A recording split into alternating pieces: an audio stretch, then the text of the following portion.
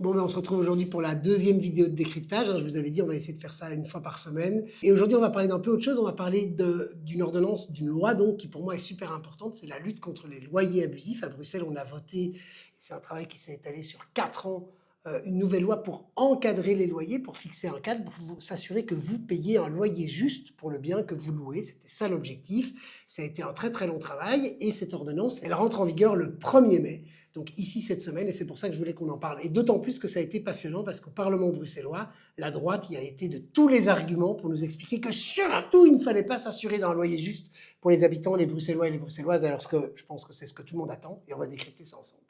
Dans son programme électoral, le MR avait des propositions pour lutter efficacement contre les loyers abusifs et pour que le marché locatif soit plus accessible. Cela passe, pour nous, par l'augmentation du nombre de logements. Aujourd'hui, à Bruxelles, vous devez savoir qu'on a plus de logements que de familles. Donc, a priori, on a assez d'offres. Ben non, puisqu'en fait, les loyers, ils n'ont pas du tout baissé. Donc non, ça ne marche pas. L'offre et la demande, c'est imaginaire que l'offre et la demande sur un bien comme le logement va fonctionner, ne fonctionnent pas, et on l'a vu dans tous les pays. Et pourquoi? Parce qu'en fait, l'enjeu, c'est quel type de bien. Aujourd'hui, les promoteurs immobiliers, c'est souvent le cas, et je ne leur jette pas fondamentalement la pierre, mais qu'est-ce qu'ils font? Ils développent du logement plutôt de luxe, haut de gamme. Mais qui s'occupe de la gamme du centre, des ménages moyens, des ménages plus précaires, des tout petits appartements? Et c'est là qu'on a une crise du logement. Vous savez, si on a beaucoup d'argent, on trouvera toujours un logement à louer ou un logement à acheter. C'est pas ça le problème. Ce qu'il faut, c'est d'aller réguler le marché à l'entrée, pour la classe moyenne, pour les plus précaires. Et c'est précisément là que la question de l'offre et la demande ne marche pas, et les statistiques le démontrent. Je l'ai dit plusieurs fois, en forçant ce texte hors accord de gouvernement, ses auteurs ont franchi une ligne rouge. Une trahison de partenaires, mais aussi une trahison d'un des plus gros enjeux à Bruxelles, le logement accessible, et une soumission au diktat du PTB rendue indispensable pour voter ce texte. Mais donc, là, on est dans l'imaginaire en plein que le MR essaie de développer depuis des mois. Ce serait de dire qu'il y a le PTB, cette méchante gauche qui influencerait tout le monde et qui ferait qu'en fait, fondamentalement, le PS court derrière le PTB. C'est ça qu'elle est en train de nous raconter. En vérité, la lutte contre les loyers abusifs, la lutte pour un loyer juste, c'est un combat depuis 20 ans du Parti socialiste, mais c'est un combat depuis 20-30 ans du monde associatif bruxellois. Et donc personne ne court derrière personne ici. On fait juste un travail politique. On a décidé de remettre de l'ordre dans un marché en désordre.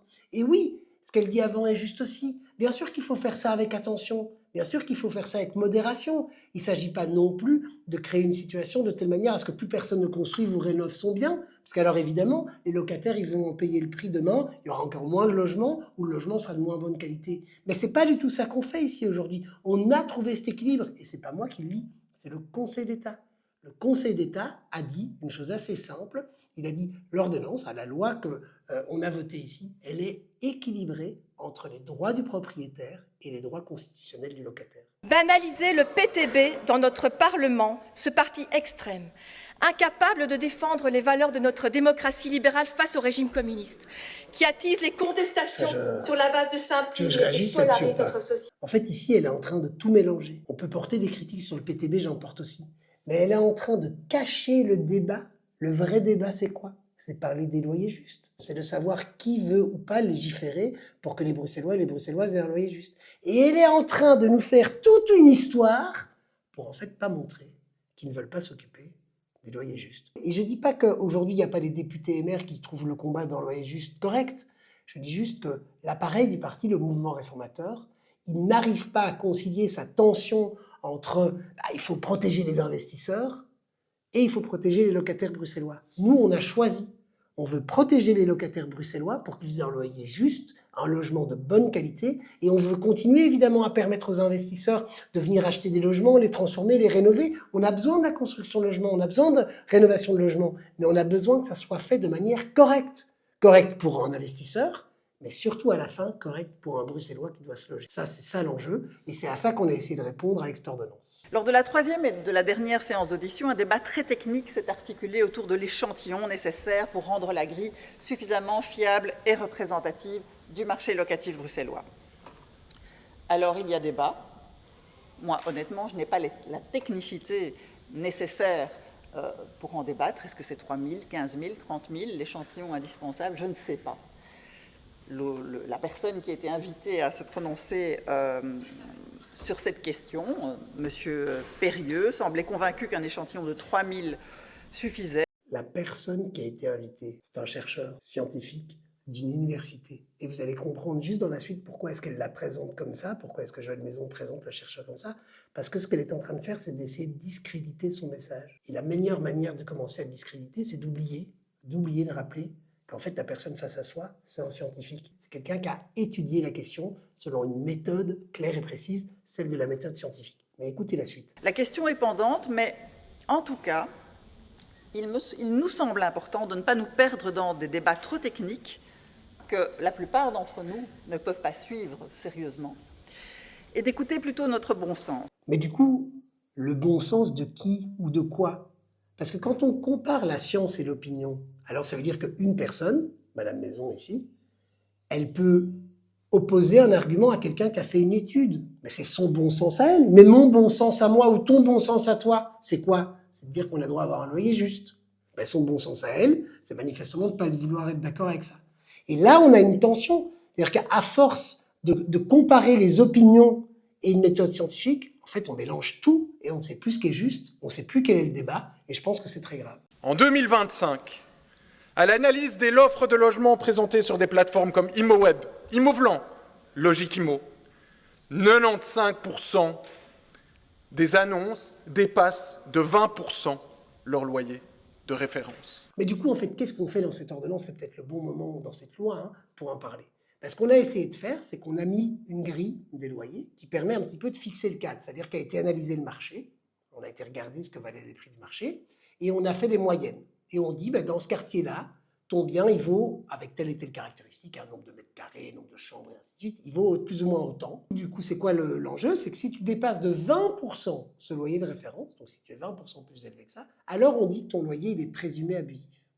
Ça ne veut pas dire qu'il est abusif, parce que peut-être que, par exemple, tu vis dans un logement avec des très très hauts plafonds, du parquet, du marbre partout. Bon, c'est pas ton cas, c'est pas mon cas, mais c'est peut-être le cas de certaines personnes. Et à ce moment-là, si le loyer il est plus cher, c'est normal, le bien il est meilleur. Donc c'est pas grave. Et on ne peut pas avoir une grille des loyers qui va tenir compte de tout. Donc c'est pour ça que si tu dépasses de 20%, ton loyer il est présumé abusif.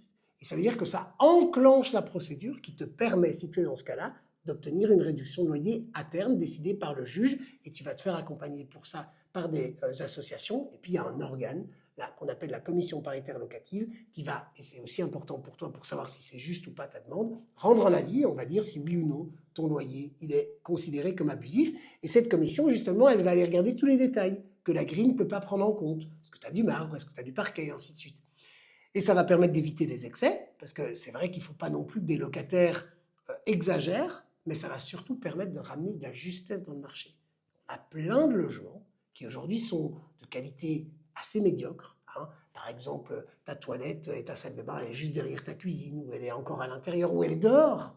Il y a plein de logements à Bruxelles où ta salle de bain elle est encore dehors. Mais toutes ces questions-là, ça existe aujourd'hui à Bruxelles. Et c'est des logements qui sont de moins bonne qualité.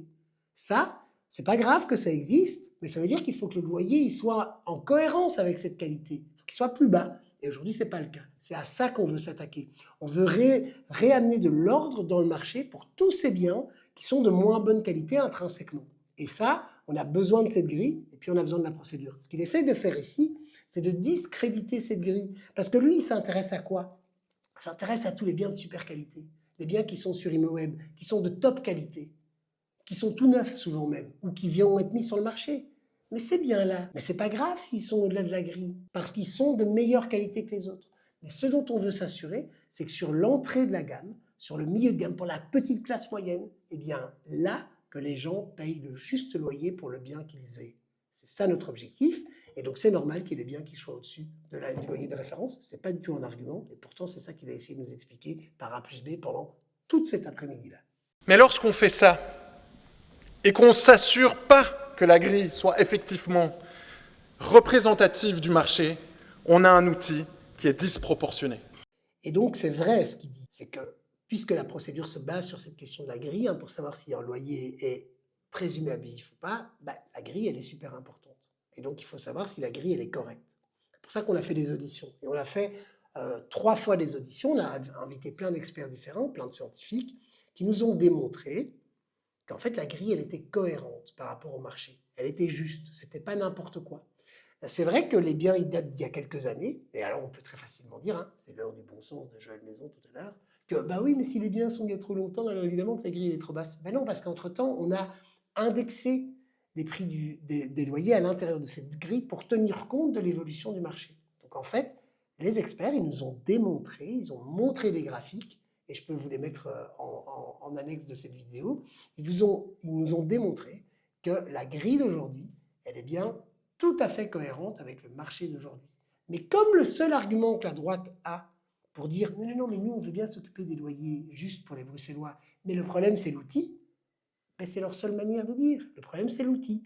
Parce que sinon, le masque tombe, et quand il tombe, qu'est-ce qu'on voit? C'est qu'en fait, le MR n'a pas envie de lutter contre les loyers abusifs. Ça fait de nombreuses années que ce Parlement essaye de trouver un mécanisme pour essayer d'agir. Mais j'ai envie de vous dire, c'est pas parce que ça fait 20 ans que l'atterrissage est moins important. C'est vrai, et c'est peut-être pour ça qu'il était grand temps qu'on y aille, qu'on ose enfin voter cette loi. Alors vous savez que, en fait, cette loi, elle date de 2021. On l'a votée en 2021. On a travaillé pendant des mois sur cette loi. Et on a obtenu ce compromis, qui peut être amélioré. Mais on a obtenu un compromis.